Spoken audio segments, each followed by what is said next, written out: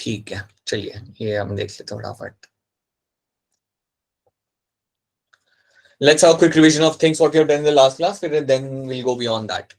So हमने देखा था something about the cytoskeleton, that is something we have seen. जब भी आपके सामने ये टर्म आता है cytoskeleton, आपको याद रखना है they are the roads of cell. इनको यूज करके सेल के अंदर आप काफी चीजों को मूव कर सकते हो, यहाँ से वहां से आप उन्हें मूव करा सकते हो। अगर लाइसोसोम माइटोकॉन्ड्रिया को एक पॉइंट से दूसरे पॉइंट पे जाना है तब भी वो इन रोड्स को यहाँ पे यूज करेंगे, जिसे हम यहाँ पे बोलते हैं हमारा साइटोस्केलेटन। एक तो ये चीज आपको याद रखनी है। इसके अलावा साइटोस्केलेटन मिला यहाँ पे शेप प्रोवाइड करता है। They are also known to provide a well defined shape to the plant cell, या कोई भी सेल है उसके अंदर ये वेल डिफाइंड शेप आपको यहाँ पे प्रोवाइड करेगा। साइटोस्केलेटन के यहाँ पे आपके 3 पार्ट्स होते हैं, लाइक, और 3 फिलामेंट्स आपको मिलेंगे, मैक्रोट्यूब्यूल, मैक्रोफिलामेंट एंड इंटरमीडिएट फिलामेंट। ये 3 आपको यहाँ पे देखने के लिए आपको मिल जाएंगे। इसमें हमें क्या दिखता है, let's start with the microtubule. So microtubule में आपको याद इतना ही रखना है इसके अंदर कि इसका जो मोनोमर यहाँ पे होगा वो आपका ही रहेगा ट्यूब्यूलिन। कई सारे ट्यूब्यूलिन मिलके अल्टीमेटली आपको बनाते हैं यहाँ पे मैक्रोट्यूब्यूल, जुड़ जुड़ के बनाते हैं आपका मैक्रोट्यूब्यूल। डायामीटर इसका काफी ज्यादा होता है, 20 to 25 नैनोमीटर इसका रहेगा डायामीटर।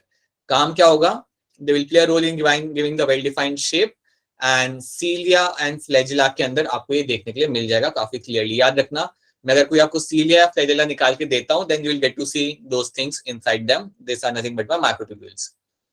देन हमने देखा था माइक्रोफिलामेंट, इसका मोनोमर आपका रहेगा यहाँ पे एक्टिन। ये टर्म आपने इवन सुना होगा इन द लोकोमोशन एंड मूवमेंट वाले चैप्टर के अंदर, एक्टिन फिलामेंट आपने सुना होगा। सो ये वही एक्टिन आपका यहाँ पे जुड़ जुड़ के आपको बनाया गया एक लंबा सा माइक्रोफिलामेंट, और इसे यूज किया जाता है बेसिकली फॉर द लोकोमोशन के लिए। याद रखिएगा, आपके सेल जो मूव करते हैं एक जगह से दूसरी जगह पे, वो करने के लिए भी आपको इनकी जरूरत पड़ सकती है, right. So they play very important role in the locomotion of the cell organelle as well as the cell. Cell को भी लोकोमोट करने के लिए लोग हेल्प करते हैं। मैक्रोफेजेस क्या करते थे, कोई बताएगा मुझे फटाफट, मैक्रोफेजेस करते क्या आते हैं? हाँ जी बताइए, मैक्रोफेजेस करते क्या आते हैं आपके, कौन से थे ये सब? हाँ जी, बिल्कुल सही बोला बेटा आपने। ये जो फॉरेन पार्टिकल्स होते थे उनको जाके वो ईट करते थे। आपके बॉडी में ये घूमेंगे, इनका एक ही काम होगा, अगर कोई बाहर से अंदर आ रहा है उसको पकड़ो और उसे खत्म करो, उसे खा जाओ। That is something done by my macrophages, that is something you have to know. Then you have intermediate filament, जहां पर आपको याद रखना है कि इसका जो डायमीटर होगा वो होगा अराउंड 10 नैनोमीटर, और इसके अंदर आपको अलग अलग टाइप के प्रोटीन मिल जाएंगे। यहाँ पे नाम को याद रखने की जरूरत नहीं है, यहाँ पे बस इतना याद रखना कि इसमें आपको अलग अलग टाइप के यहाँ पे प्रोटीन आपको दिख जाते हैं। इनका काम होता है to provide mechanical support and maintain the shape.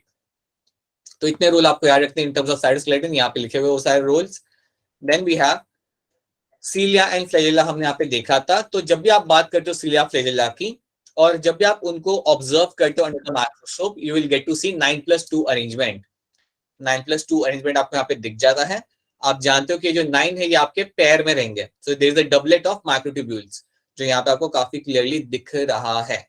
Centre में आपको 2 यहाँ पे माइक्रोट्यूब्यूल्स दिखते हैं, लेकिन दोनों इंडिपेंडेंट होते हैं, and they are connected to each other with the help of the bridge. Bridge के थ्रू यहाँ पे वो लोग कनेक्टेड रहेंगे। तो ये हमने कल देखा था। हमने ये देखा था कि ये जो मेरे सारे डबलेट्स है वो भी एक दूसरे से कनेक्टेड है। इस पिक्चर के अंदर हमने देखा था कि वो लोग भी एक दूसरे से यहाँ पे कनेक्टेड है with the help of a linker protein, उससे वो लोग एक दूसरे से यहाँ पे कनेक्टेड रहेंगे। और आपके जो डबलेट है वो आपके सेंट्रल शीट से भी कनेक्टेड रहेंगे with the help of my radial spokes. Radial spokes को यूज करके वो लोग बीच वाले के साथ भी यहाँ पे कनेक्टेड रह लेते हैं। तो इतना तो हमने देख लिया था, हमने सारे के सारे पॉइंट्स भी यहाँ पे इनके देख लिए थे। क्या आपको ये सारे पॉइंट्स यहाँ पे समझ आए थे आप सब लोगों को यहाँ पे? Yes, sir. Yes, sir. These are the points we have. ये सारे पॉइंट्स हमने यहाँ पे देखे थे ना, हम अज्यूमिंग कि ये सारे आपको यहाँ पे क्लियर थे। नाउ व्हाट विल डू, हमने यहाँ तक देखा था, हमने पॉइंट एच भी देखा था कि doublet are connected to each other with the help of the linker, यहाँ तक हमने देखा था। ये वाला पॉइंट देखते हैं, पॉइंट ई। पॉइंट में लिखा हुआ है another protein called dynein is associated with each pair of peripheral microtubule। ये जो आपके जो माइक्रोट्यूब्यूल यहाँ पे है, इनके साथ एक और प्रोटीन यहाँ पे लगा हुआ है, उसका नाम है यहाँ पे डायनिन। अब पहले मैं बताता हूँ कि ये जो आपका प्रोटीन है इसका काम क्या होगा, मैं आपको इसका काम बता देता हूँ। एक चीज याद रखना, अगर आपको फ्लैजेला को मूव करना है, अगर आपके सीलिया को मूव करना है, वो करने के लिए लगती है एनर्जी। सिंपल सी बात है कि आपके फ्लैजेला और आपके सीलिया जो होंगे वो बिना एनर्जी यूज करे काम इन्होंने कुछ करना है नहीं। तो सीलिया एंड फ्लैजेला को काम करवाने के लिए आपको लगता है एनर्जी का इन्वेस्टमेंट। तो एनर्जी मतलब आपका रहेगा यहाँ पे एटीपी का आपको इन्वेस्टमेंट करना पड़ता है, उसके बगैर इन्होंने काम नहीं करना। ठीक है, तो याद ये रखेंगे आप यहाँ पे कि डायनिन प्रोटीन जो आपका होता है वो एक इंपॉर्टेंट रोल प्ले करता है in your ATP hydrolysis. ATP hydrolysis के लिए आपका डायनिन प्रोटीन एक बड़ा ही इंपॉर्टेंट रोल प्ले करता है। मतलब ये क्या करेगा मालूम है क्या? ये आपके जो एटीपी होंगे उनको ब्रेक डाउन करने में हेल्प करेगा। और अदर मैं ये कह सकता हूं कि डायनिन प्रोटीन एटीपी को ब्रेक डाउन करेगा, जिससे जो एनर्जी निकलेगी उस एनर्जी को यूज करके आप सीलियन फेला को आप मूव करा सकते हो। ये आपको यहाँ पे याद रखना है कि डायनिन प्रोटीन का काम होता है to carry out ATP hydrolysis, मतलब एटीपी को ब्रेक डाउन करना, ताकि उसे यूज करके आपका सीलियन फ्लैजेला आपका मूव कर सके। याद रखना, सीलियन फ्लैजेला ऐसे ही नहीं आपको मूव करने वाला, ऐसे ही वो हिलने वाला नहीं है। उसको हिलाने के लिए you need to invest some ATPs over there, you need to invest some energy, और वो करने के लिए आपके पास यहाँ पे डायनिन रहता है जो एटीपी को ब्रेक डाउन करने में हेल्प करता है। तो ये आपको यहाँ पे याद रखना है। अब मैं आपको इसकी पिक्चर दिखा देता हूँ, यहाँ पे है कहाँ पे डायनिन। सी, अगर आप यहाँ पे एक डबलेट को देखते हो ना, तो डबलेट के साथ पता है ये एक ब्रांच वाले ऐसे ब्लू ब्लू कलर के आपके यहाँ पे ब्रांचेस बने हुए, ग्रेप्स जैसे स्ट्रक्चर बने हुए यहाँ पे। You can see this small structures over there attached to doublet. हर एक डबलेट के साथ देखोगे यहाँ पे तो ये ग्रेप्स जैसे आपके ब्लू कलर के यहाँ पे स्ट्रक्चर अटैच है। They are going to be your dynein. यही है आपके यहाँ पे डायनिन, यही आपके यहाँ पे डायनिन है बेटा। और इन्होंने ही आपका एटीपी को ब्रेक करके आपकी एनर्जी रिलीज करानी है वहां से, और उसी एनर्जी को यूज करके आपका फ्लैजेला मूव करेगा। और अगर मेरा फ्लैजेला मूव कर रहा है तो मेरा एनिमल जो अटैच है वो मूव कर रहा होगा। ठीक है, so please know this thing, this is what dynein is known for. So अगर कभी आपको डायनिन के ऊपर बेस्ड स्टेटमेंट आता है ना, then you should be able to understand क्या वो स्टेटमेंट क्या होगा। सो डायनिन क्या कर रहा है वो यहाँ पे याद रखना। और याद रखना ये टर्म तुमने कहाँ देखा था। This term is something you have seen in the flagella. ये टर्म आपने फ्लैजेला के अंदर आपको देखने के लिए मिल जाता है। ठीक है, सो दिस वाज पॉइंट। ये बेसिकली आपका लास्ट पॉइंट था फ्लैजेला वाले पोर्शन के अंदर। क्या आपको ये वाला पार्ट यहाँ पे समझ आ रहा है? डायनिन वाला पार्ट यहाँ पे समझ आ रहा है? Yes, Yes. yes. ठीक है, so this is what you have to know over here. Now what we'll do, we'll move on to something else, and that something else is going to be your something as my centrosome और centrioles। ये वाला part अभी हम यहाँ पे देखेंगे। जब भी मैं बात करता हूँ सेंट्रोजोम और सेंट्रियोल्स की, तो इसमें होता क्या है ना, स्क्रीन शो नहीं हो रही। स्क्रीन शो नहीं हो रही क्या? सुन मन्नत बोल रही चैट बॉक्स में देखो। Thank you. हाँ जी, यहाँ पे मैं देख पा रहा हूँ सर, स्क्रीन शो नहीं हो रही। बेटा आप लोग को स्क्रीन दिख रही है, नहीं दिख रही आप लोग को? Yes Yes, sir. yes, sir. नहीं नहीं, मुझे Yes, sir. यकीन नहीं हो रहा। बताओ मैंने अभी भी क्या बनाया? स्टार। Star. दिख रही है, दिख रही है बेटा, बच्चों को दिख रही है, दिख रही है। मन्नत अगर अभी भी नहीं दिख रही ना, then I would suggest to rejoin और जस्ट वेट। कई बार क्या होता है, थोड़ा सा डिले होता है लेकिन आपको दिखने लगेगा। मन्नत, मन्नत क्या आपको दिख रही है स्क्रीन? नहीं दिख रही? No sir. अभी भी नहीं दिख रही? Then Mannat I suggest you to rejoin, quickly rejoin. बाहर आइए और फ्राउड अंदर आ जाइए। ठीक है, तो आपको दिखने लगी, very likely will be able to see that. ठीक है, now let's talk about centrosome and centrioles over here. इसके बारे में हम लोग यहाँ पे बात करते हैं फटाफट। ये है क्या, क्या करेगा ये, और ये क्यों है हमारे पास। तो पहली चीज आप यहाँ पे याद रखनी है कि जब भी आप इनकी बात करते हो, ये चीज पहले तो आपको मिलेगी एनिमल सेल में, प्लांट सेल में आपको नहीं मिलनी। सेंट्रोसोम सेंट्रियोल्स आपको सिर्फ एनिमल सेल में मिलता है, आपको प्लांट सेल में वो नहीं मिलेंगे। Now let's see how this going to look like. अगर कभी आप इलेक्ट्रॉन माइक्रोस्कोप के नीचे अगर आप इन्हें ऑब्जर्व करते हो तो आपको क्या दिखेगा? You will get to see some big structure, कुछ ऐसे आपको बैरल, एक बड़ा सा स्ट्रक्चर दिखेगा, और उसके अंदर लगे होंगे आपके दो barrel shape centriole. So will have two barrel shaped centriole जो 90 डिग्री पे लगे होंगे एक दूसरे से। So will have this kind of centrioles. तो ये जो तो अंदर है आपका, ये जो अंदर वाला जो आपका ये दो स्ट्रक्चर है, they are my centrioles. These are going to be your centrioles. और ये जो सराउंडिंग में जो आपका स्ट्रक्चर मैंने बनाया है आपका यहाँ पे, that is basically going to be a centrosome. ये आपका है यहाँ पे सेंट्रोसोम। तो मैं कह सकता हूं कि सेंट्रोसोम के अंदर आपको मिलते हैं सेंट्रियोल्स। ठीक है, सेंट्रोसोम्स के अंदर आपको मिलते हैं यहाँ पे देखने के लिए आपके सेंट्रियोल्स। आपके हमेशा like you will have this two centrioles which are arranged 90 degree to each other. यहाँ पे आपके बैरल शेप भी होते हैं and they are arranged in a 90 degree to each other. ये आपके सेंट्रियोल्स यहाँ पे लगे रहेंगे। और याद रखना ये आपको सिर्फ मिलना है आपका exclusively in the animal cell. Plant cell में आपको ये सब देखने के लिए नहीं मिलेगा, राइट। तो कभी अगर आपका कोई टीचर आपके हाथ में प्लांट सेल बोलता है और कहता है कि इसमें से सेंट्रियोल निकाल के दिखाओ, देन आप मना कर दीजिएगा कि नहीं मैम, ये तो दिखने वाले है नहीं। So this is something you have to know. You have a centrosome, and within the centrosome you will have these two centrioles will be seen. You find them in an animal cell. अब इसको हम slowly समझते हैं कि यार इनका role क्या होता है, what kind of role they have और इनका काम क्या रहेगा. So let's slowly understand them via statements. First of all, centrosome are characteristic feature of animal cell. ठीक है, हम ये बात जानते हैं. It consists of a pair of barrel-shaped centrioles surrounded by a amorphous pericentriolar material. ठीक है, इसको हम देखते हैं यार amorphous pericentriolar material यहाँ पे क्या है. तो अगर मैं आपको ये वापस पिक्चर दिखाऊं, तो इस पिक्चर में आपको क्या दिखेगा ना, देखो आपको दिख रहा है कि आपका सेंट्रोसोम है, उसके अंदर आपको सेंट्रियोल आपको यहाँ पे दिख रहे हैं, और ये जो स्पेस है ना यहाँ पे आपको मिल जाएगा pericentriolar material. This space is going to have some material जिसको हम बोलते हैं पेरीसेंट्रियोलर मटेरियल. अब बात ये है कि ये जो आपका जो मटेरियल है इसके आसपास, इसमें बेसिकली है क्या. So generally you get to see some ions over here. यहाँ पे आपको कुछ आयंस आपको मिल जाएंगे. You can have something like magnesium और कैल्शियम. ऐसे आयंस आपको यहाँ पे देखने के लिए मिल जाते हैं. ठीक है, तो ऐसा समझो कि सेंट्रोसोम में एक बैग है, बैग के अंदर कुछ मटेरियल है, और उसके बाद उस बैग के अंदर, उसी बैग के अंदर आपको वहाँ पे दो सेंट्रियोल्स भी आपको वहाँ पे दिख रहे हैं. So that is something you get to see over there. और पेरीसेंट्रियोलर मटेरियल में बेसिकली आपको वहाँ पे आयंस मिल जाते हैं. एंड दीज आयंस जो आपके यहाँ पे होंगे ना, मैग्नीशियम ले लिया, कैल्शियम ले लिया, they will have some role to be played in the activity of the centriole. इनका कुछ ना कुछ काम रहेगा कि वो सेंट्रियोल की एक्टिविटी को लाइक एनहांस कर सके. सो एक ये चीज आप यहाँ पे याद रख सकते हो. Let me show better picture हो जाए. ये देखो, ये इस तरीके से दिखेगा. ये आपका इस तरीके से दिखेगा. आपके यहाँ पे दो बैरल शेप यहाँ पे आपको स्ट्रक्चर दिख जाएंगे in a box in that particular structure of centrosome. तो सेंट्रोसोम के अंदर आपको मिलेंगे आपके दो सेंट्रियोल, और centriole obviously will be made up of my microtubules. याद रखना, ये भी आपके मैक्रोट्यूब्यूल से ही बने हुए रहते हैं. This is also something which is going to be made up of your microtubules. ठीक है, now let's come back over here. Each centriole is cylindrical structure about 0.2 nanometer in diameter. हर एक centriole आपके यहाँ पे cylindrical structure है with 0.2 nanometer in diameter. That's going to be a diameter which you can remember. A band of three macrotubules called as A, B and C tubule are arranged in the wheel form. अब यहाँ पे चीजें हो जाती है थोड़ी अलग. यहाँ पे अगर हम इसकी पिक्चर देखेंगे, इसको पिक्चर को हम यहाँ पे समझते हैं बिकॉज यही हमें यहाँ पे देखना है. तो ये पिक्चर काफी सिमिलर है आपके फ्लैजेला के साथ, बट यहाँ पे कुछ चीजें यहाँ पे आपकी अलग हो जाती है. फर्स्ट थिंग, यहाँ पे आपको मिल रहा है triplet.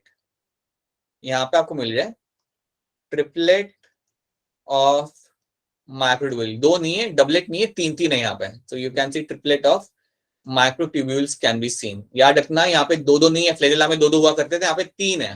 You get to see 3 over here. That's why you call it as a triplet of microtubules can be seen. So that's going to be one thing. ये आपके यहाँ पे एक चीज हो जाती है.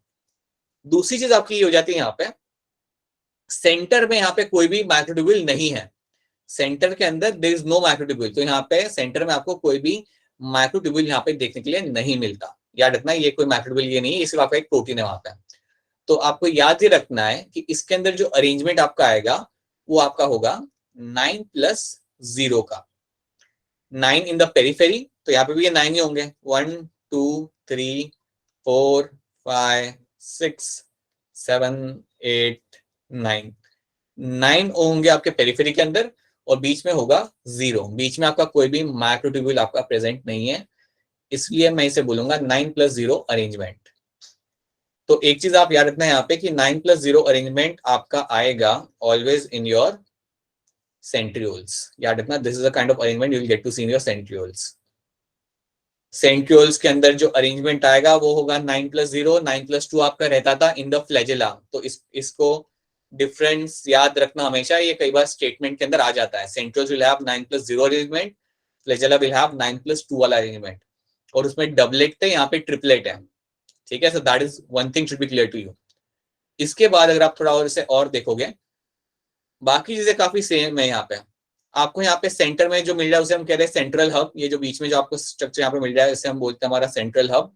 और इसको जो कनेक्शन हो रहा है ट्यूब्यूल्स के साथ, या मैं कह सकता हूँ हर एक ट्रिपलेट अपने आप को कनेक्ट कर रहा है सेंट्रल हब के साथ. हर एक ट्रिपलेट यहाँ पे अपने आप को कनेक्ट करेगा सेंट्रल हब के साथ using the radial spokes. Using radial Spooks.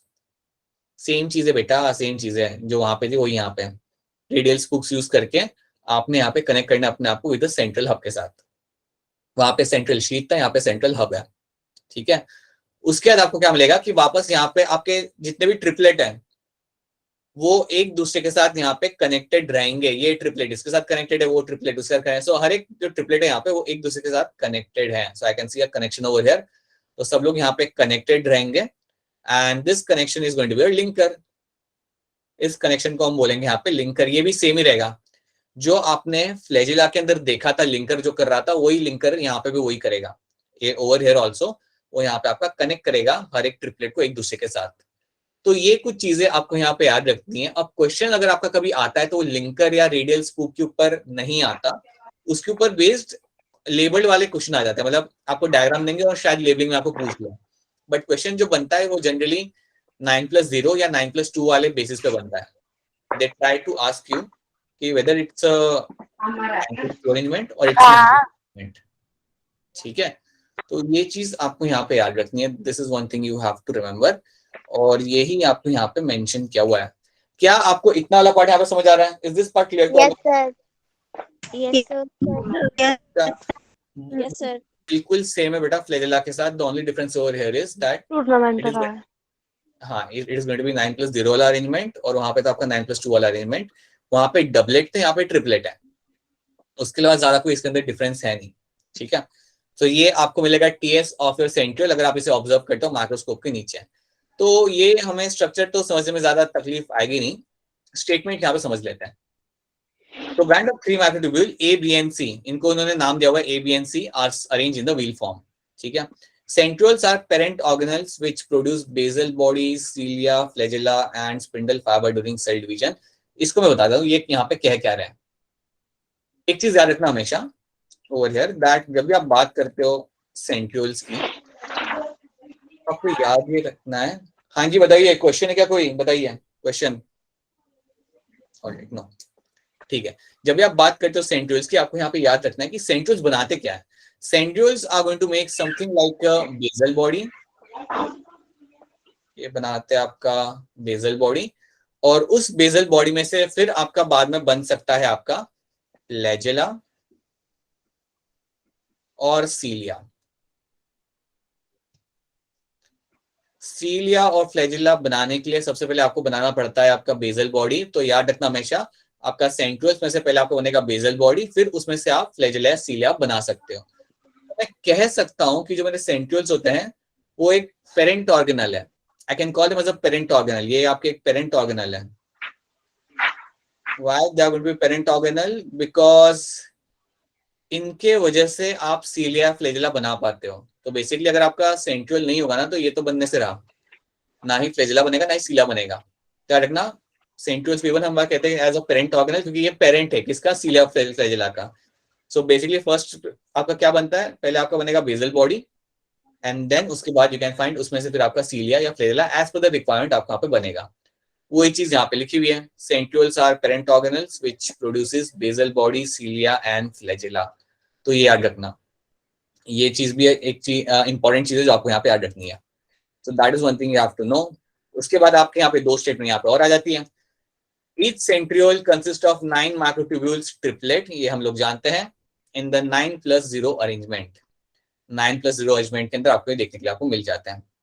The adjacent triplet are interconnected by a proteinaceous linker। linker connect करेगा C2A, ये हमेशा कनेक्शन C2A होगा। अब इतना डिटेल में तो यूजुअली आपको क्वेश्चन आएगा नहीं कभी भी, but still you can C over here. यहाँ पे देख सकते हो आप लोग, जो कनेक्शन यहाँ पे है वो C2A है, ये A है और यहाँ पे ये C होगा। So this is going to be a C over here. So it is all going to be C2A connection। C2A यहाँ पे, फिर ये होगा B ये मेरा, ये होगा मेरा A मेरा, अगेन यहाँ पे रहेगा C। So connection हमेशा रहेगा between the C2A के बीच में, आपको यहाँ पे connection रहने वाला है। So that is something you have to remember over here। ठीक है। So ये कुछ points थे, ये कुछ points थे जो आपको हमेशा याद रखने होंगे। कुछ key points आपके ये है, 9+0 arrangement आपको याद रखना है। That's one thing you have to know। Second thing आपको याद रखना है कि आपका जो central हमेशा रहेगा, it is going to form the basal body। And then उस basal body में से you will get to see your cilia and flagella can be formed। So that's why you call him as a parent organelle। इसलिए हम उसे बोलते हैं as a parent organelle। So that's one more thing you have to know। ठीक है। Structure simple है, इसमें कुछ ज्यादा डिफिकल्ट पार्ट है नहीं। This is what you have to know. हाँ, one more important thing is centriole plays a very important role in spindle fiber formation. In spindle fiber formation. और ये आपका होगा ड्यूरिंग सेल डिवीजन. ये भी एक बड़ा इंपॉर्टेंट रोल है जो आपको याद रखना है. तो स्पिंडल फाइबर फॉर्मेशन जो आपका होता है, स्पिंडल फाइबर फॉर्मेशन जो आपका होता है वो आपका होगा using this particular centriole. So using centrioles you can actually lead to a spindle fibre formation.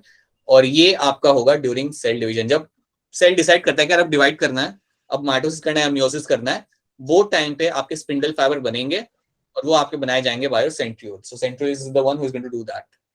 तो ये वाला पार्ट आपको एक एडिशनल यहाँ पे आना पड़ेगा. So that's going to be the third thing you have to know. First, second, third. क्या यहाँ तक सबको क्लियर है? Is your centriole part clear over here to all of you? Yes, sir. Yes, sir. Right. Yes, sir. Alright. Hi Avantika, good evening. Avantika आप थोड़ा late Good नहीं हो गए? evening, sir. हाँ जी, थोड़ा लेट नहीं हो गए आप? सेंट्रोसोम किससे बनते हैं?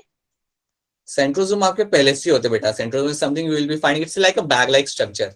It's just like a bag like which is in form right from the beginning only.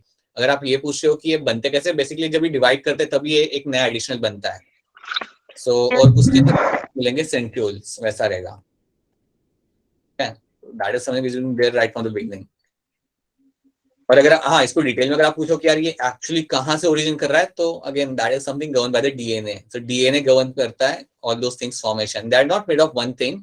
Assembly of proteins and assembly of other fibres leads to formation of your centrosome. ठीक है. हाँ जी अवंतिका, लेट हो गए थे आप, क्या हो गया था? रीजन क्या था? सर नेटवर्क इशू है. ठीक है, कोई बात नहीं. Alright. So this is what you have to know over here. So यहाँ पे आपका सेंट्रियोल वाला पार्ट आपके यहाँ पे खत्म होता है. यहाँ पे फ्लैजेला सेंट्रियोल आपके यहाँ पे रैप अप हो जाता है. The next thing we have to start over here is going to be a nucleus. अब हमें करना है हमारा न्यूक्लियस वाला पार्ट कि उसमें है क्या क्या आएगा क्या नहीं आएगा. अब न्यूक्लियस वाला जो पार्ट है उसमें काफी चीजें समझने वाली है. There are plenty of things which has to be understood. तो उसको हम आराम से पहले समझते हैं. अब वो समझने के पहले कुछ चीजें हम वो याद करेंगे जो हम ऑलरेडी पहले पढ़ चुके हैं. कुछ टाइम पहले जो हम पढ़ चुके हैं उसे हम पहले याद करते हैं. आप मुझे बताओ कि डीएनए में से क्या बनता है? पहले बनता है आपका एमआरएनए. चलो इतना मैं बता दूंगा. हाँ, इसके बाद क्या होगा? Protein. हाँ जी, एमआरएनए से आपका बनेगा यहाँ पे प्रोटीन. ठीक है, तो ये आप सब लोग इस चीज से वाकिफ है. अब आपको कुछ यहाँ पे टर्म्स याद रखना है. डीएनए में से जब आपका एमआरएनए बनेगा, इस प्रोसेस को हम बोलते हैं हमारा ट्रांसक्रिप्शन. ये याद रख लो एक टर्म. इसको हम बोलेंगे हमारा ट्रांसक्रिप्शन. और जब आपका एमआरएनए में से आपका प्रोटीन बनेगा, इसको हम बोलेंगे हमारा translation. Alright Avantika, got it. उसमें उस प्रोसेस को हम बोलेंगे हमारे यहाँ पे ट्रांसलेशन. तो ये हो गया आपका दो टर्म्स. आपको यहाँ पे पहले तो याद रखना है कि यार ट्रांसक्रिप्शन क्या होता है, ट्रांसलेशन क्या होता है. डीएनए में से जब आपका एमआरएनए बनता है उसे हम बोलते हैं हमारा ट्रांसक्रिप्शन. और जब एमआरएनए में से मेरा प्रोटीन बनता है उस प्रोसेस को मैं कहता हूँ ट्रांसलेशन. तो ये दो चीजें एक टर्म से जो आपको बस यहाँ पे याद रखना है. एडिशनल चीज जो आप यहाँ पे याद रखेंगे वो ये होगा कि ट्रांसक्रिप्शन आपका होता है हमेशा विद इन द न्यूक्लियस. ये आपका होगा न्यूक्लियस के अंदर. ठीक है. ट्रांसलेशन जो आपका होगा वो हमेशा होगा इनटू द साइटोप्लाज्म.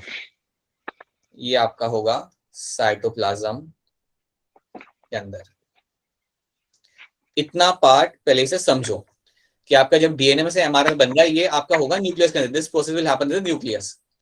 और फिर उसके बाद क्या होगा, आपका एमआरएनए बाहर आएगा. एमआरएनए जो होगा वो न्यूक्लियस से बाहर आएगा. It will come in the cytoplasm. और फिर उसके बाद आपका होगा ट्रांसलेशन वाला पार्ट, मतलब प्रोटीन तब बनेगा. तो इसका मतलब प्रोटीन न्यूक्लियस के अंदर नहीं बनता, वो बाहर बनता है. वो आपका बन रहा है बाहर. और आप जानते हो कि प्रोटीन कहाँ का बन सकता है. कहाँ का बन सकता है साइटोप्लाज्म में प्रोटीन? RER. बहुत बढ़िया बेटा. आरटीआर एंड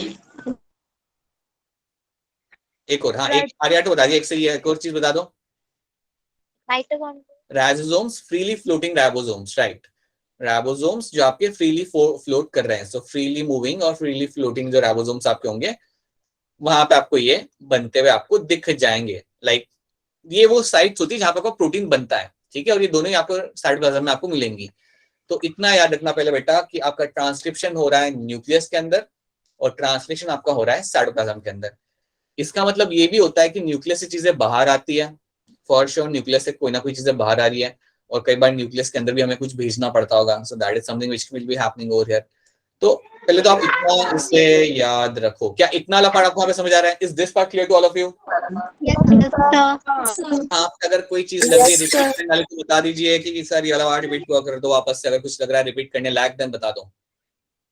फिलहाल नहीं, ठीक है। अब एक काम करते हैं, न्यूक्लियस की जब हम बात करते हैं बेटा, अगर मैं न्यूक्लियस को बनाता हूँ लाइक पार्शियली, अगर मैं न्यूक्लियस बनाता हूँ तो nucleus is a double membrane structure. So it's a double membrane organelle. एक तो याद रखना, एक तो ये होता है आपका सबसे लार्जेस्ट ऑर्गेनल न्यूक्लियस जो आप करेगा, ये आपका न्यूक्लियस। एक तो ये रहेगा आपका सबसे largest organelle, this is going to be the largest organelle, that's one thing. उसके अलावा इसमें आपको मिलेगी डबल मेम्ब्रेन कवरिंग। तो क्या करना? मिल जाएगी आपको डबल मेम्ब्रेन कवरिंग, आपको यहाँ पे दिख जाती है, मिल जाती है। अब एक बात यहाँ पे हम लोग सोचते हैं कि ये जो मेरा न्यूक्लियस है इसकी डबल मेम्ब्रेन कवरिंग है, ये जो मेरी डबल मेम्ब्रेन कवरिंग है, इसके अंदर कोई ना कोई तो विंडो रहेगी जिसके थ्रू चीजें अंदर से बाहर या बाहर से अंदर कर सकती है। Try to understand this thing. This double membrane covering के अंदर कुछ ना कुछ तो ऐसा एरिया रहेगा जहां से चीजें अंदर से बाहर जा सकती है और बाहर से अंदर जा सकती है।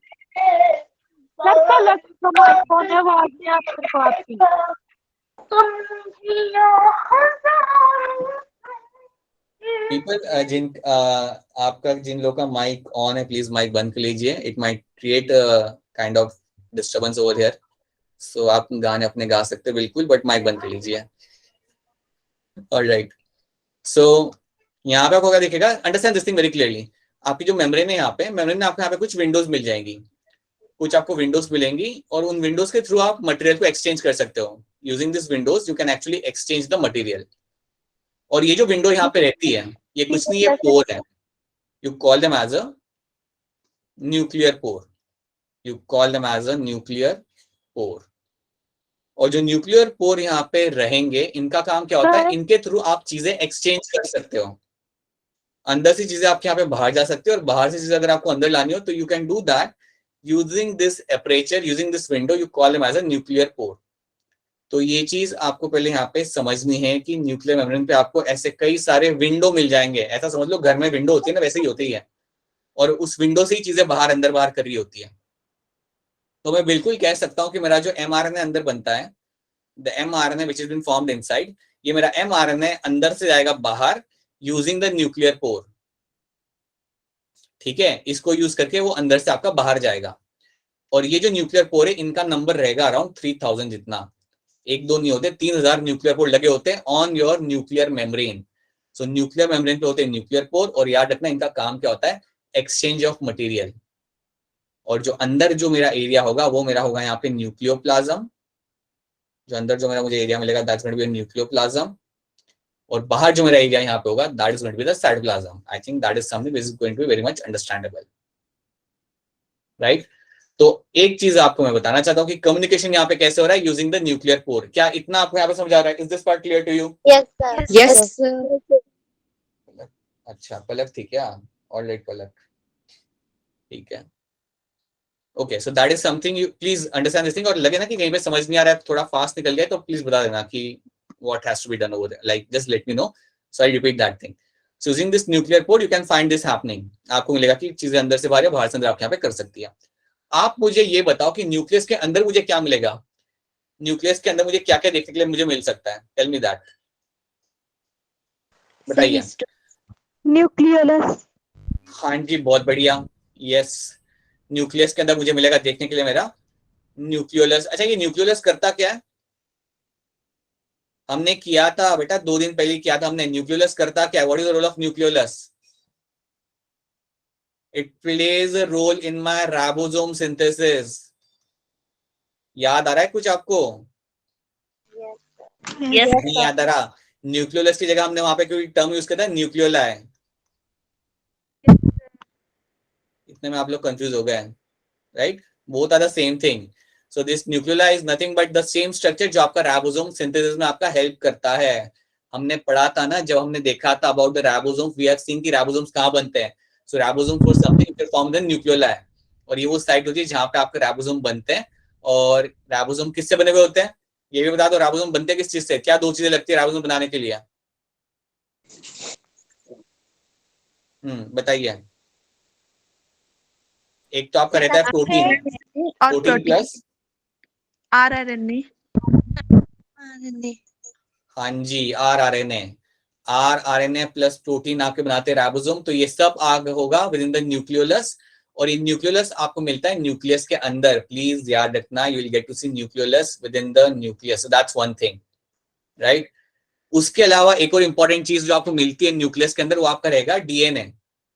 मालूम है ना, डीएनए भी रहता है न्यूक्लियस के अंदर. Yes sir. डीएनए भी आपको मिल जाएगा न्यूक्लियस के अंदर देखने के लिए काफी क्लियरली. तो डीएनए आपको न्यूक्लियस के अंदर देखने के लिए मिल जाता है. उसके लिए हम यहाँ पे टर्म यूज करते हैं क्रोमैटिन. उसके लिए मैंने यहाँ पे टर्म यूज करना है, that is going to be my chromatin. तो एक बार फिर मैं आपको यहाँ पे पिक्चर में दिखा देता हूँ, देख लो यहाँ पे ध्यान से. जब आप न्यूक्लियस को ऑब्जर्व करते हो तो याद रखना, you will get to see something known as my nucleolus. और ये सेम चीज है, nucleoli nucleolus are the same thing. ये वो आपका रीजन है जहां से आपके बनेंगे आपके राइबोसोम्स. ये वो साइट होती है बेटा जहां पे आपको राइबोसोम्स बनते हुए आपको दिख जाते हैं. भूलना नहीं है, इस चीज को याद रखना है. Then you have a nuclear envelope जिसमें आपकी मिलेगी दो membrane. So you have a outer and inner membrane जो हमने अभी बनाई थी, right? It's a double membrane envelope. तो ये मेरा यहाँ पे डबल मेम्ब्रेन से बनी हुई मेरी यहाँ पे एनवेलप होगा, ठीक है? और उसके बाद हमने यहाँ पे लिखा है chromatin. Chromatin is nothing but your DNA. This is nothing but your DNA जो आपको न्यूक्लियस के अंदर मिलेगा. न्यूक्लियोप्लाज्म जैसे आपका साइटोप्लाज्म स्पेस होता है, जैसे आपका सेल के अंदर साइटोप्लाज्मिक स्पेस होता है, वैसे न्यूक्लियोप्लाज्म भी अंदर स्पेस होगा जिसमें आपको प्रोटीन, एंजाइम और कई सारे आयंस आपको देखने के लिए मिल जाएंगे. तो उसको लेके इतना टेंशन नहीं है, वो उसमें कुछ ज्यादा इंटरेस्टिंग चीज नहीं है, उसमें ही आपको सब कुछ मिल रहा है बेसिकली. न्यूक्लियर पोर आपके जो होते हैं, जो यहाँ पे बनाए गए हैं, इनको यूज करके आप चीजों को एक्सचेंज कर सकते हो, अंदर से बाहर ला सकते हो, बाहर से अंदर भेज सकते हो उन्हें. So these are the few things you get to see. एक जो पार्ट है जिसे हम अभी इग्नोर कर रहे हैं वो है आपका nuclear lamina. Will see this but apparently I am just keeping this aside right now. पहले आप मुझे ये बताओ, क्या अब आप लोग को न्यूक्लियोलस का रोल याद रहेगा अभी भी? Nucleolus is something from the ribosome. Yes sir. ये आपके न्यूक्लियस के अंदर मिलना है, ठीक है? और याद रखना, आपके जो न्यूक्लियर पोर होते हैं, इनका रोल क्या होता है? बता दो जल्दी, न्यूक्लियर पोर का रोल क्या होता है? एक्सचेंज हाँ करने जी, के लिए. एक्सचेंज करना उसमें material from cytoplasm to nucleus और न्यूक्लियस टू साइटोप्लाज्म. जो भी आपको एक्सचेंज करना है वो आपका करेगा यहाँ पे न्यूक्लियर पोर, ठीक है? और nucleoplasm is nothing but a space जहां पे आपको आपका क्रोमैटिन मिल रहा है, आपका न्यूक्लियोलस मिल रहा है, वो सब आपको न्यूक्लियोप्लाज्म में आपको घूमता हुआ आपको मिल जाएगा. Chromatin is nothing but your DNA, जिसको हम देखेंगे. और nuclear lamella is something, I will tell you, अगर आपको इतना पहले आप याद रखते हो तो. मेम्ब्रेन याद रखना, you have a double membrane covering. Double membrane covering है यहाँ पे, सिंगल मेम्ब्रेन नहीं है, डबल मेम्ब्रेन कवरिंग है. और बाहर आपको यहाँ पे दिख रहा है ईआर. आज ये तो हम पहले से भी पढ़ चुके बेटा. न्यूक्लियस के बिल्कुल अगर आप बाहर देखोगे, आपको वहां पे ईआर खड़ा दिखेगा, राइट? अच्छा, अगर इस ईआर के ऊपर मेरे राइबोसोम्स लगे हुए तो ये मेरा कौन सा ईआर होगा? हाँ जी. अब आप थोड़ा सोचो, काफी लाइक अंडरस्टैंडिंग वाली बात है. जैसे ही एमआरएनए यहाँ पे बनता होगा, एमआरएनए आता होगा बाहर, और जैसे ही मेरा एमआरएनए बाहर आता होगा, आरआर उसे पकड़ लेता होगा. जैसे मेरा एमआरएनए बाहर आता होगा, मेरा आरआर उसे पकड़ लेता होगा, और जैसे मेरे आरआर ने उसे पकड़ लिया, आपका प्रोटीन सिंथेसिस चालू हो जाता होगा. क्या ये वाली बात आपको समझ आ रही है? Yes sir. क्योंकि आप जानते हो ना, क्योंकि एमआरएनए से आपका प्रोटीन बनता है, और प्रोटीन बनाने के लिए you need to have involvement of ribosome. तो जैसे ही मेरा एमआरएनए बाहर आता है, आरआर वहां पे खड़ा ही होता है, उसने उसे पकड़ लेना है, and then you will set a protein synthesis will initiate over here. See there is a region है आपके न्यूक्लियस के बिल्कुल बाहर आरआर रखने का, ताकि प्रोटीन आपका फटाफट बनता रहे हमेशा, ठीक है? ताकि आपका प्रोटीन हमेशा आपका बनता रहेगा वहां पे, लाइक हमेशा जल्द से जल्द आपका बनता रहेगा. So these are the things you have to first of all remember. Please don't miss out on those small things. एकदम से मैं आपको पूछता हूँ कि राइबोसोम कहाँ बनता है, एंड यू आर लाइक कि ये तो हमने कभी सुना ही नहीं था. Don't do that. It is formed in the nucleus, ठीक है? और याद रखना, it is formed of rRNA plus proteins. So I think I am hoping that these are the few terms which are very much clear to you, and now we can go beyond this. I hope हम इसके आगे बढ़ सकते हैं अब. Yes, sir. Alright, इसमें अगर कोई पार्ट है जो रिपीट करना होगा देन प्लीज अपने आप को अनम्यूट करके बता दीजिए कि कौन सा पार्ट रिपीट करना है. Anything which has to be repeated, then please let me know before we move on to the next slide. All right, ठीक है. Let's see. Okay. So यहाँ पे हम लोग देखते हैं कि what are the things you get to see in the nucleus. हम इसे थोड़ा और डिटेल में देखते हैं. हाँ जी. तो जब आप यहाँ पे न्यूक्लियस को यहाँ पे देख रहे हो तो याद रखना nucleus is a distinct organelle enclosed bye a nuclear envelope, contains nucleoplasm, nucleoli and chromosomes. ये हम यहाँ पे जानते हैं कि न्यूक्लियस में आपको ये सब चीजें देखने के लिए मिल जाती है, right. Usually cells are uninucleated. याद रखना नॉर्मली क्या होता है, एक सेल के अंदर आपको एक ही न्यूक्लियस मिलेगा. जनरली एक सेल के अंदर आपको एक ही न्यूक्लियस मिलता है, बट कुछ सेल्स होते हैं, but sometimes multi nucleated cells are also seen. This is known as syncytia. ये टर्म याद रखना. अगर आपको मल्टी न्यूक्लिएटेड सेल दिखते हैं, अगर आपको मल्टी न्यूक्लिएटेड सेल्स दिख जाते हैं कभी, देन याद रखना that structure is called as my syncytia. कोई एग्जांपल दे सकता है मल्टी न्यूक्लिएटेड सेल का? Anyone can try this? मैं बताता हूं. आपका एग्जांपल जो यहाँ पे आ सकता है वो रहेगा आपका मसल सेल. मसल सेल के अंदर आपको मल्टीपल न्यूक्लियस मिल जाते हैं. याद रखना muscle cell is going to show the synthesia. So ये टर्म याद रखना, ये कई बार आ जाता है टर्म एज अ स्टेटमेंट के अंदर. सो याद रखना मसल सेल जो आपके होते हैं उनके अंदर आपको मल्टीपल न्यूक्लियस मिलते हैं and such condition is called as by syncytia और you can even call it as syncytium. तो ये एक चीज आपको यहाँ पे याद रखनी है. क्या ये वाला पॉइंट आपको यहाँ पे समझ आ रहा है? Yes sir. Sir repeat. हाँ बहुत बढ़िया. तो देखो बेटा होता क्या है ना, नॉर्मली क्या होता है एक सेल में एक ही न्यूक्लियस आपको मिल जाता है. एक सेल के अंदर आपको एक ही न्यूक्लियस मिलेगा, बट नेचुरली कुछ ऐसे सेल्स होते हैं जिनमें आपको मोर देन वन न्यूक्लियर मिल सकता है. आपके पास कई बार ऐसी कंडीशन आ सकती है, कई बार ऐसे आपको सेल मिल जाते हैं जिनके अंदर एक ही सेल में आपको एक से ज्यादा न्यूक्लियर आपको मिल जाए. समझो एक ये सेल है, यही एक सेल है और इसके अंदर आपको दो चार आपको न्यूक्लियस यहाँ पे मिल जाए. ये कंडीशन आपको देखने के लिए मिल सकती है. Such condition is called as your syncytia. Such condition is called as your syncytia. और इसका एक बढ़िया एग्जांपल आपको रहता है मसल सेल.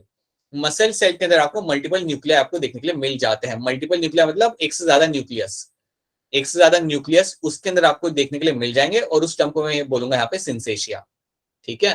तो ये एक एग्जांपल जो मैं आपको बता रहा हूँ ये आप यहाँ पे याद रख सकते हो, जो आप इमेजिन कर सकते हो, थोड़ा बहुत याद भी रख सकते हो. मसल सेल और भी एग्जाम्पल होते हैं जैसे ड्रोसोफिला आपके डेवलपमेंटल स्टेज के अंदर आपको मिल जाता है, बट वो वाला पार्ट अभी हमें याद नहीं रखना. आप इतना अभी याद रख सकते हो that you have a muscle cell जिसके अंदर आपको एक से ज्यादा न्यूक्लियस आपको मिल जाते हैं and that is known as my syncytia. क्या अब सबको ये पता चला? Yes sir. Yes, sir. Next thing. Yes sir. हाँ जी बहुत बढ़िया. Nucleus has a double membrane covering and a space between the two membrane is called as my perinuclear space. So जो मेरी जो डबल मेम्ब्रेन की जो यहाँ पे कवरिंग रहती है ना, अगर मैं यहाँ पे बनाता हूँ, समझिए मेरी डबल मेम्ब्रेन की कवरिंग है यहाँ पे और ये है मेरी आउटर मेम्ब्रेन और ये है मेरी यहाँ पे इनर मेम्ब्रेन. तो इसके बीच में जो यहाँ पे स्पेस आ रही है that is called as my perinuclear space. You called as a perinuclear space. तो बस ये एक लेबलिंग है जो आपको उन्होंने वहां पे लिखी हुई है. सो पेरीन्यूक्लियर स्पेस कुछ नहीं बेटा, आउटर और इनर मेम्ब्रेन के बीच में एक स्पेस है, उसे हम बोलते हैं पेरीन्यूक्लियर स्पेस. फिर न्यूक्लियर पोर. न्यूक्लियर पोर का काम क्या होता है? It helps in the exchange of material between nucleoplasm and cytoplasm. अंदर से बाहर, बाहर से अंदर अगर कोई मटेरियल एक्सचेंज करना हो तो उन विंडोज से हम कर सकते हैं जिन्हें हम बोलते हैं यहाँ पे न्यूक्लियर पोर. इनका नंबर कितना लिखा था मैंने? How many nuclear pore are there in the nuclear?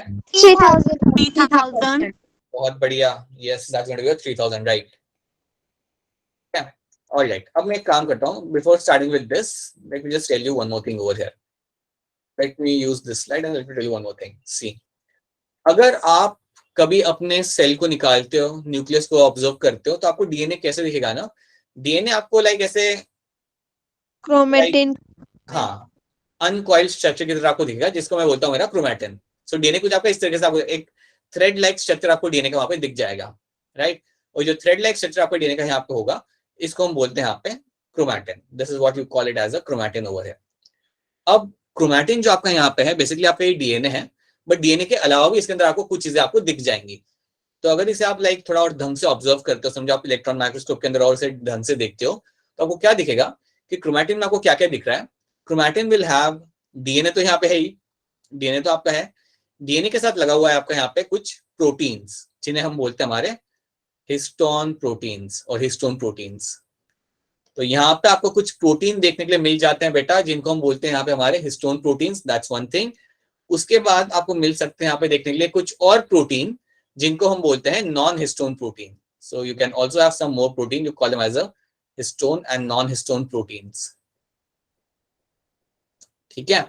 And then उसके बाद आपको मिलते हैं देखने के लिए यहाँ पे समथिंग नोन एज आरएनए भी आपको यहाँ पे देखने के लिए आपको मिल जाएगा।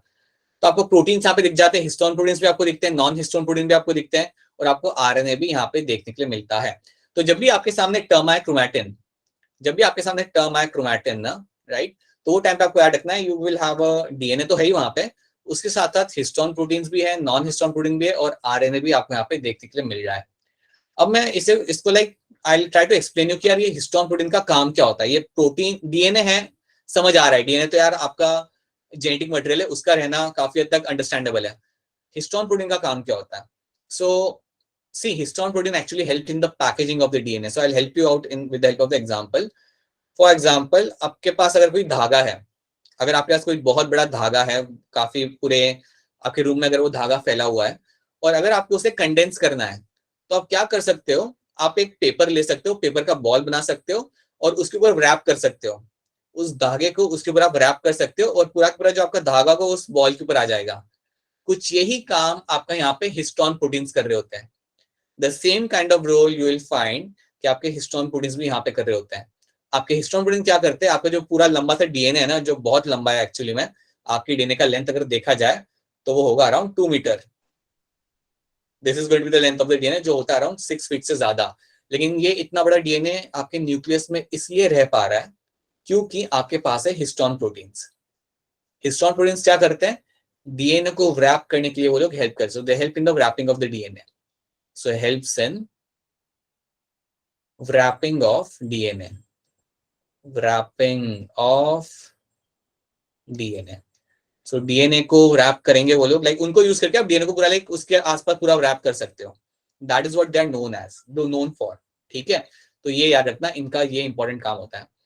नॉन हिस्टोन प्रोटीन्स वहां पे होते हैं। Non histone protein basically help करते हैं आपके डीएनए को, लाइक जब वो ट्रांसक्रिप्शन कर रहा होता है तब उसको वो लोग हेल्प करते हैं। तो उसका रोल बेसिकली आप 12th में समझोगे डिटेल में कि वो लोग कैसे क्या करते हैं, but they will have some role to play during the transcription, right. RNA भी वहां पे मिल जाता है आपको थोड़ा बहुत, आरएनए भी आपको क्रोमैटिन कर आपको देखने को मिल जाएगा, ठीक है। तो ये चीजें आपको यहाँ पे याद रखनी है। डीएनए तो है ही है आपका, हिस्टोन प्रोटीन भी है, नॉन हिस्टोन प्रोटीन भी है, और आपको आरएनए भी यहाँ पे देखने के लिए मिल जाता है। क्या ये वाला पार्ट आपको यहाँ पे समझ आ रहा है? Is this part clear to all of you? Yes, sir. Histone protein वापस से रिपीट करना है? No, sir. पक्का? ऑलराइट। अच्छा, बाय द वे, आपके हिमाचल में आप लोग पतंग उड़ाते हो क्या? Yes. जनवरी में उड़ाओगे ना आप लोग? जनवरी मकर संक्रांति में उड़ाएंगे ना आप लोग, या कभी भी उड़ाते हो आप लोग? आई थिंक वही सीजन होता है उड़ाने का, वैसे देखा जाए तो। Yes, sir. फिर उसी टाइम उड़ाते हैं। कभी उड़ाते हो तुम लोग? ठीक है, हमारे यहाँ सिर्फ जनवरी में उड़ती है, दिसंबर से लेकर जनवरी तक। That is the season where you fly the kites. तो when you fly the kites you do the same thing. जो भी आपका धागा रहता है, अगर आपको बहुत ज्यादा धागा मिल जाता है कटी हुई पतंग का, देन आप उसे रैप कर लेते हो किसी एक चीज के ऊपर। तो जिस चीज के ऊपर आप रैप कर रहे हो, अगर आप रैप करोगे इस बार काइट उड़ाते समय, तो याद ना दैट जिसको आप रैप कर रहे हो वो आपका हिस्टोन प्रोटीन है, और जो जिस चीज को आप रैप कर रहे हो, जिसको आप लाइक आप घुमा घुमा के उसे लपेट रहे हो, that is going to be the chromatin, वो आपका डीएनए होगा, ठीक है।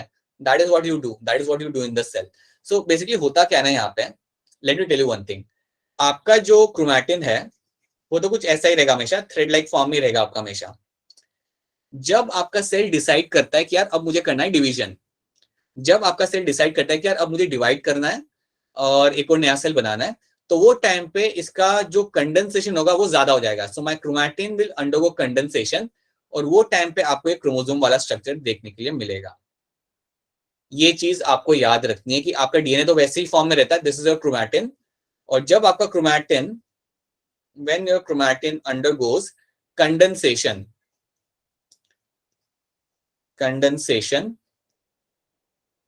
तो वो टाइम पे आपको मिलता है आपका क्रोमोसोम। सो ये स्ट्रक्चर आपको तब मिलेगा। सो ये स्ट्रक्चर बेसिकली आपको हमेशा नहीं मिलेगा, ये आपको तब मिलेगा जब आपका सेल डिवाइड करने वाला होता है, right. So this chromosome which you get to see over here ये आपको तभी देखने को मिलेगा जब आपका सेल डिवाइड करने वाला होगा तभी, और एल्स आपका डीएनए ऐसे ही रहेगा। ठीक है, सो याद रखना क्रोमैटिन अंडरगोज कंडेंसेशन, यहाँ पे टर्म याद रखना, इट अंडरगोज कंडेंसेशन। तो ये काफी और पैकिंग इसकी और ज्यादा होने लगती है और फिर आपको ये स्ट्रक्चर देखने के लिए मिलता है। ठीक है, और अगर इस स्ट्रक्चर को मैं वापस से अनकॉइल करूंगा ना, समझो अगर मैं ये डीएनए को वापस करता हूँ अनकॉइल, इसको जब मैं अनकॉइल करूंगा तो वापस से मुझे मिलेगा मेरा यहाँ पे क्रोमैटिन, वैसे ही मेरा मुझे वापस से वो धागा पूरा निकल के मुझे मिल जाएगा। ठीक है, तो ये कॉइलिंग अनकॉइलिंग यहाँ पे याद रखना, यहाँ पे आप अनकॉइल कर रहे हो, यहाँ पे आप कॉइलिंग कर रहे हो।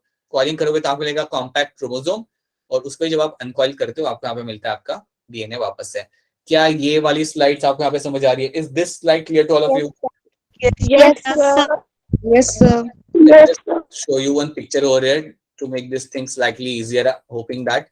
तो ये आपका ये डीएनए जो पूरा अनकॉइल्ड है, यहाँ पे आपको दिख रहा है आपका ये डीएनए पूरा आपका यहाँ पे अनकॉइल्ड है, और ये होने लगता है आपका, इसकी कंडेंसेशन इसका होने लगता है। जैसे जैसे इसका कंडेंसेशन होगा एंड में आपका बन जाएगा, एंड प्रोडक्ट आपको मिलेगा यहाँ पे क्रोमोसोम, और ये आपका होगा जब सेल बोलता है कि यार अब मुझे करना है डिवीजन, वो टाइम पे आपका ये होने के लिए आपको like this is when you will be finding happening this. So this is something you have to know कि ये कंडेंसेशन यहाँ पे क्या होता है और डी कंडेंसेशन में आपका यहाँ पे क्या होगा। ठीक है, अब यहाँ पे हम ये स्टेटमेंट फटाफट देख लेते हैं। न्यूक्लियोलस क्या होता है हमारे यहाँ पे? Spherical structure which is a part of nucleoplasm, it synthesises ribosome and rRNA. बिल्कुल, यहाँ पे आपके राइबोसोम तो बनते ही है, आरआरएनए भी आपका यहाँ पे ही बनेगा, वो हम बात जानते हैं कि आरआरएनए यहाँ बनेगा और आपके राइबोसोम भी यहाँ पे बनेंगे। तो this is something you are familiar with. They are generally found in a large size and number in a cell involved in protein synthesis. तो देखो न्यूक्लियोलस का जो नंबर होगा ना वो कई बार काफी ज्यादा रहेगा उस सेल के अंदर जो ज्यादा प्रोटीन बनाएगा। तो मैं एग्जांपल ले लेता हूँ, जैसे आपके पैंक्रियाज हो गए फॉर एग्जांपल, आपका मैं एग्जांपल यहाँ पे लेता हूँ, पैंक्रियाज हो गए, इनको बड़ा प्रोटीन बनाना पड़ता है। पैंक्रियाज हो गए, लिवर हो गया, तो इसके अंदर जो न्यूक्लियोलस होगा वो थोड़ा ज्यादा मिलेगा आपको। Please try to understand this thing, nucleus का अमाउंट ज्यादा होगा क्योंकि न्यूक्लियस इज एसेंशियल, क्योंकि इसने ही आपका राइबोसोम बनाना है बेटा, इसने ही आपका राइबोसोम बनाना है। इसलिए अगर आपको सेल में न्यूक्लियोलस का नंबर ज्यादा मिल रहा है then that means वो वाला सेल प्रोटीन ज्यादा बनाता होगा। that cell should be making a much more higher amount of protein, जो मैं एग्जांपल यहाँ पे लिखे हुए हैं, that can be for my pancreas and for something like my liver। क्या ये वाली स्टेटमेंट आपको यहाँ पे समझ आ रही है? Yes, Yes, sir. sir. नहीं आ रही तो आप बता सकते हो, मैं रिपीट कर दूंगा। Repeat कर दो Sir, sir. repeat कर दो। हाँ, तो देखो देखो बेटा, मैं एग्जांपल दे रहा हूँ यहाँ पे, सुनो। पैंक्रियाज और लिवर जो होते हैं वहां पे आपका प्रोटीन बहुत भर भर के बनता है, काफी ज्यादा प्रोटीन आप वहां पे बनाते हो। ठीक है, अगर वहां पे प्रोटीन ज्यादा बन रहा है ना, तो इसका मतलब क्या होता है कि उसका जो न्यूक्लियस है, न्यूक्लियस के अंदर जो न्यूक्लियोलस है वो ज्यादा होगा वहां पे, इसका जो अमाउंट होगा न्यूक्लियोलस का वो उसके अंदर होगा ज्यादा। अब अगर मैं कह रहा हूँ कि न्यूक्लियोलस का अमाउंट इनमें ज्यादा है, इसका मतलब क्या होता है, ये ज्यादा अमाउंट का फायदा क्या होता है? सो अगर न्यूक्लियोलस अगर आपका यहाँ पे ज्यादा रहेगा तो उससे होगा कि आप ज्यादा राइबोसोम बना पाओगे। अगर आप ज्यादा राइबोसोम बना पा रहे हो तो प्रोटीन सिंथेसिस भी आपका ज्यादा हो पाएगा, है ना। सो दैट इज वाई आपका जो न्यूक्लियोलस होता है उसका अमाउंट कुछ एरियाज में, कुछ सेल्स में थोड़ा ज्यादा रहेगा, जैसे पैंक्रियाज एंड लिवर, क्योंकि यहाँ पे इनको बहुत ज्यादा प्रोटीन बनाना पड़ता है, राइट। तो मैं ऐसे नहीं बोल सकता कि इनका अमाउंट सारे सेल में सेम रहेगा। लिवर में इसका अमाउंट काफी ज्यादा रहेगा, आपके नॉर्मल जो स्किन सेल होते हैं उसमें इसका अमाउंट काफी कम रहेगा। So that is something I am trying to tell you. क्या अब ये वाला पार्ट आपको समझ आ रहा है यहाँ पे? Yes, sir. Alright. So that is going to be one thing. Then you have nucleoplasm, जो हम already refer कर चुके हैं. It refers to the fluid found present inside the nucleus of the eukaryotic cell, right? तो जो भी आपको मिलता है न्यूक्लियस के अंदर उसको हम यहाँ पे बोलते हैं हमारा न्यूक्लियोप्लाज्म। अब ये वाला पार्ट हम यहाँ पे देख लेते हैं, न्यूक्लियर लैमिना वाला पार्ट जो हमने अभी तक इसे इग्नोर कर रहे थे, इसे हम एक बार यहाँ पे देख लेते हैं। Now what I'll do, I'll just try to make you understand using this somewhere over here. हाँ जी बोलिए, कुछ बोलना है तो बताइए। Okay, so assume that this is my nuclear membrane, ये मेरी यहाँ आ गई न्यूक्लियर मेम्ब्रेन, ये है मेरा यहाँ पे साइटोप्लाज्म, और अंदर वाला पार्ट है मेरा यहाँ पे न्यूक्लियस का। So I can say this is going to be nucleoplasm. अब ये जो आपकी मेम्ब्रेन है यहाँ पे, let me just mention this going to be your membrane, ये आपकी होगी न्यूक्लियर मेम्ब्रेन। अब होता क्या है, न्यूक्लियर मेम्ब्रेन को एक जो स्ट्रक्चरल सपोर्ट चाहिए होता है वो आपको देते हैं कुछ प्रोटीन। आपके मेम्ब्रेन को यहाँ पे कुछ यहाँ पे ऐसे प्रोटीन लगे हुए होंगे और ये प्रोटीन आपके प्रोवाइड करेंगे आपको स्ट्रक्चरल सपोर्ट। और ये जो प्रोटीन आपके यहाँ पे स्ट्रक्चरल सपोर्ट यहाँ पे प्रोवाइड कर रहे हैं, those protein are nothing but my nuclear lamina. इनको ही हम बोलते हैं हमारे यहाँ पे न्यूक्लियर लैमिना। तो याद रखना है आपको ये कि न्यूक्लियर लैमिना जो आपका रहेगा, इसका काम होता है to provide the structural support. ये आपका स्ट्रक्चरल सपोर्ट प्रोवाइड करता है to the nuclear membrane, to the nuclear membrane. ये सपोर्ट की जरूरत होती है ताकि आप न्यूक्लियर मेम्ब्रेन का जो स्ट्रक्चर है वो मेंटेन रह सके। अगर इसको मैंने तोड़ दिया ना, मैं कुछ केमिकल यूज करके इसके तोड़ दूंगा, तो फिर मेरा न्यूक्लियस का मेम्ब्रेन टूट जाएगा, पूरा मेरा न्यूक्लियर मेम्ब्रेन कोलैप्स हो जाएगा, गिर जाएगा अगर मैं इसको तोड़ देता हूं तो। याद रखना। So nuclear lamina is something जिसका काम होता है to provide structural support to the nuclear membrane. तो ये न्यूक्लियर मेम्ब्रेन को यहाँ पे आपका स्ट्रक्चरल सपोर्ट प्रोवाइड करेगा। याद रखना, that is your nuclear lamina. क्या ये वाला स्लाइड आपको यहाँ पे समझ आ रहा है? Is this slide clear to all of you? Yes, sir. Yes, sir. Let me just show you the statement over here. यहाँ पे क्या लिखा हुआ है? Nuclear laminar provides structural support to the nuclear membrane. कुछ वही चीज लिखी हुई जो मैंने यहाँ पे आपको बताई। So that is something you'll get to see. और अगर आप इसे देखोगे यहाँ पे, if you happen to see in this picture, right? So nuclear lamina भी like यहाँ पे ज़्यादा clearly दिख नहीं रहा, लेकिन it is very close to the nuclear membrane, and that is going to make sure that कि वो support हमें provide करेगा।